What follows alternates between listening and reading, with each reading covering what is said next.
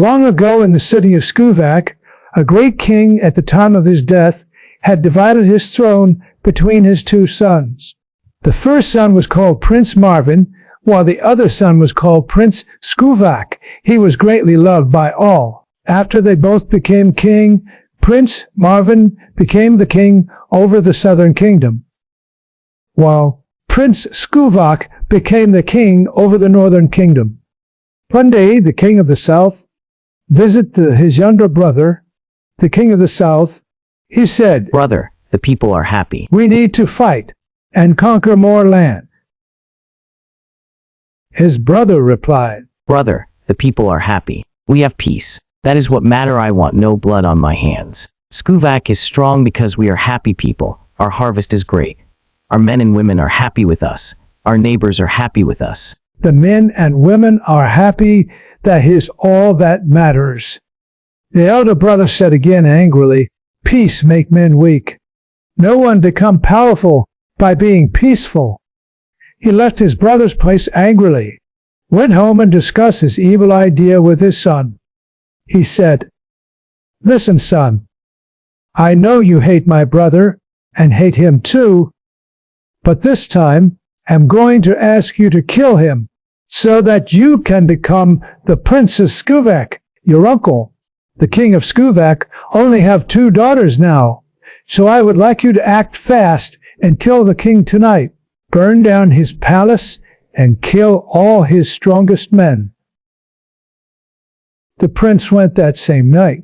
He killed the king and hanged him on the cross, and also burned down the palace. After he became the king of SCOOVAK, he placed the people under a terrible spell, so that no tribe or no man should rise up against him.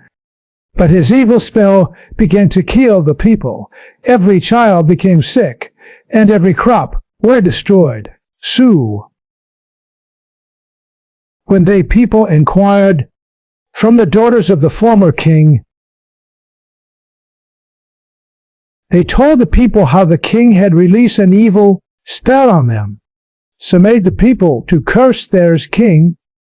They call him prince instead of a king. This made him very angry, and he maltreated them. On his 12th year as king, the daughters of his uncle, whom he often called the daughters of disaster, the prince's word shook the walls of the palace, but the princesses did not fear. That same day the 2 sisters gathered the people. They told them it was time they fight for justice. The younger princess raised her hands to the heavens, and thunder roared across the sky. Rain fell for the first time in many years. Now the curse was broken, and strength had returned to the people. The 2 princesses was before them, sitting on their horses, and they spoke to the people of SCOOVAK. "Today we rise in unity to fight for justice. We avenge the death of the late king, the death of all his wise men, the death of every husband, sister, and child. Fight for your wife, and fight for the next generation unborn. Let the women protect their babies. Let the strong men fight and burn down the palace of the evil prince of SCOOVAK." Both princes ride on their horses and lead the fight to the palace. The great palace that once symbolized the power of the wicked prince was burnt down. The guards who defended the prince tried to stop them, but when they saw how powerful the princesses was, some of the soldiers surrendered and ran for their life. The younger princess summoned a storm that cracked the sky, and lightning struck the palace roof. Flames rose, devouring the walls that had sheltered the prince's cruelty as the fire spread. The people found the prince trying to escape through a hidden passage. The people caught him, and the elderly princess stepped forward and said to him, "As you have hung our father on the cross, so shall justice return to you." The people seized him, and upon the same hill where he had once executed their true king, they raised a cross and ended his reign forever. And it was said, for generations, "No throne built on blood shall endure, but a kingdom built on mercy shall last forever." After the prince was later captured and killed, a long silence fell over the land of SCOOVAK. A silence not of fear, but of deep reflection. The people stood on the hill where justice had finally been served, watching the sun rise over a horizon that had for many years been buried under darkness. The battle was won, the wicked ruler was gone, and peace had begun to breathe again across the kingdom. But more important than the victory itself were the lessons the people, the princesses, and even the world would come to learn from this story. The fall of the wicked prince of SCOOVAK was not just the end of a tyrant. It was a great awakening. It taught them truths that had been forgotten, truths buried beneath seasons of oppression, dead crops, endless fear, and silenced voices. And as the land slowly returned to life, the lessons became seeds, seeds that would guide the next generation. One of the first lessons the people learned was that evil only grows when good people remain silent.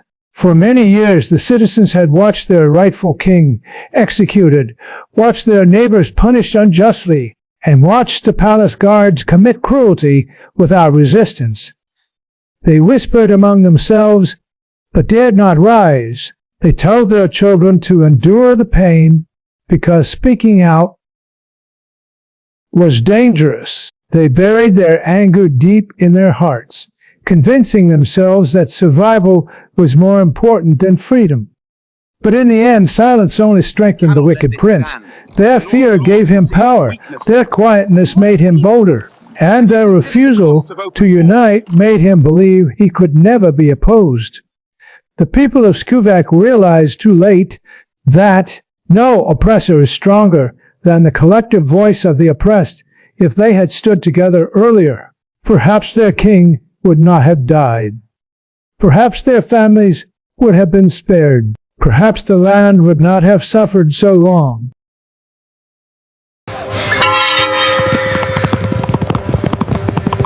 Avin, people are whispering about the Twins of Disaster. I heard one of them were able to heal Captain Nine. Relax, Mustafa. The people are always saying something. Or maybe they have lost their mind. None can be as great as Prince Flezor. You are going to be fine. I am only wondering why the people call you and your sister evil names, when actually you are healing the people. Be the two sisters of disaster. I heard you continue to heal the people with your strange power. My lady, the prince has killed the king and all the men of the wise council. And that includes your husband. He has taken the throne of his uncle with the support of the soldiers. How dare him do this to me? My husband was the head of the king's court. He served this kingdom graciously. We were both groomed in royalty. No one, not even the prince, can bully me. I curse his ring this day. May his light turn into darkness, and his wisdom be turned into foolishness. For killing my husband. Prince Flezor must fight hard to keep his name in the mouth of the people. Let him destroy every tribe that... Move! Burn it! Run! Get out of here!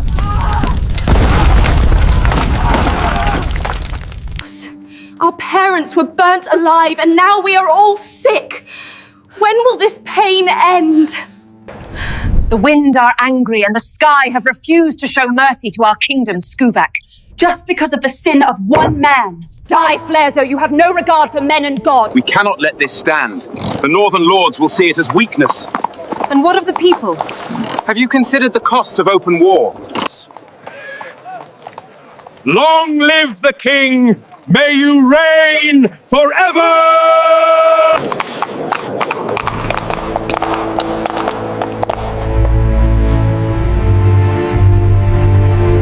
Pay your tax! Bring all your best fruits and wine to the palace!